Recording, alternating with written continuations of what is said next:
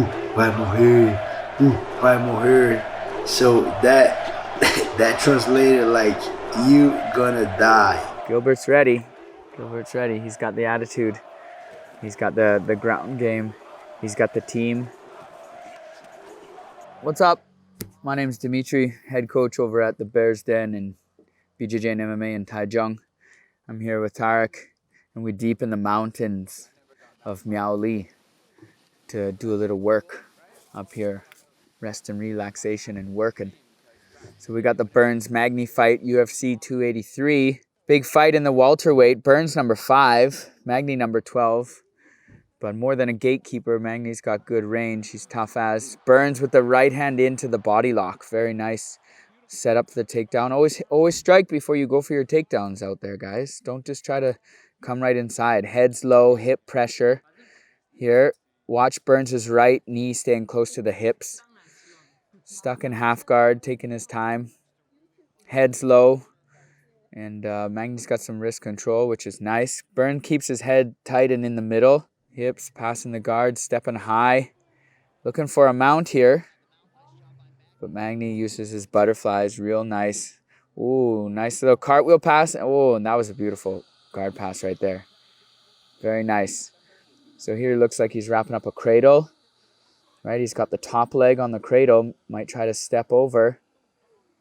Right, head control. Wrapping from around the head. Still overhooking. Here's the cradle there. He looks like he gets the cradle. Almost got his hands together, yeah. He's looking to smash now. Keeps his hips low. Trying to smash pass. Uses it to pass to the other side. Very nice. Slowly bringing him towards the cage. Maybe there's a big step over. So Magny has the butterfly. So let's look at this position, right? Burns stepped over with his left leg looking for the mount. Magny caught him with the right butterfly hook. And he's got control, whereas Burns has a cross face here. Right? And keeps his head low. And there, very nicely, right? Magny had to hyperextend his leg too high. And then Burns is able to tap the knee and then drop to mount. That was very nice. And Magny's got no room behind him, so he can't backwards roll with him. Right? Maybe if you had that butterfly hook and he's trying to step over, you could roll invert under, but not with the cage there. And he just raises his leg as high as possible, boom, pushes the knee down, clears it. Very nice. Like the nice smoky background effect as well. Okay, so he had the cross face and hard shoulder pressure here. Right? Sometimes when he went a little deeper, get the shoulder justice, but it was a little bit more of his bicep pressure. Okay, and then he had his left hand closed together, and then he switched his hips, and then he went to step over here to the mount, but then Magny caught him with a butterfly hook. Yeah, good. There we go. There we go. And then he couldn't step over to the mount. So what he did was he continued to have that shoulder pressure with his right shoulder. And then he brought his leg up really high, right? And then he took his arm and he just tapped the knee, boom. And that helped him clear his leg. And right away you can see he went hips down and he grapevined the body. Nice and tight like this. Okay, then he worked his way up to a high mount. Okay, and from there he kept the same control. He was small punches, didn't come until the end. Magny had his hands in the proper position. And then he took this hand out and he threw a punch, and as Magny defended, yeah, he wrapped his hand underneath. He was able to trap Magny's arm here. He dragged and brought it back. He shot his left leg through, right? And then he came and he went hips off to this side. And he trapped him and he squeezed right in beside the cage and Magny. And from here you can apply enough pressure. Yeah, so it looked like he used what's called a zipper grip here, right? I couldn't quite see from the angle, but it looked like instead of this, he didn't come on the head. He like grabbed his own grip like this, and he squeezed in, which is also a legit grip. This is a zipper grip, like this,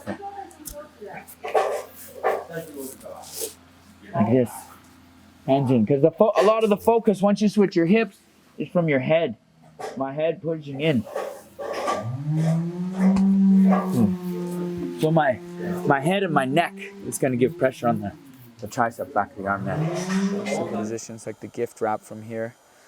He's wrapping it up. There he goes. Now he's under the elbow. Couple strikes to bring his arm in front to defend. And then he had already pushed that elbow over earlier. Now he drops his weight, leans off to the side. Look at the right leg here. Butterfly. So Magny's not able to bridge this way. That's very nice. His left leg here can still stay on the mat. Left knee stays tight. And he's able to get enough height and pressure to apply the arm triangle choke here. You see that? The shoulder pressure coming right into the carotid. And then Magny's forced to tap. And that was pretty quick, you know, that submission was on maybe 5 seconds or something. You can stay in the mount like that, right? I would say for sure, not just MMA and Jiu-Jitsu. Hopping off to the side is a little more of the traditional way to finish the arm triangle choke. Nowadays, you can just stay on top, number one, because if your arm triangle is unsuccessful, you're still in a good position in the mount and you can stay there. Number two, if you do hop off and it's unsuccessful, you're in a scramble position. Yeah. And the guy has a chance to maybe come on top, or you got to re-guard, you're going to lose your position. So you can apply equal, if not more, amount of pressure, properly leaning and turning your hips from the mount. This could have been like almost a title fight. This was a good matchup here. Yeah. Gilbert's ready. 11 first round finishes. That's impressive. You remember what the Brazilians are saying? The I'm gonna kill you chant? Oh. Yeah.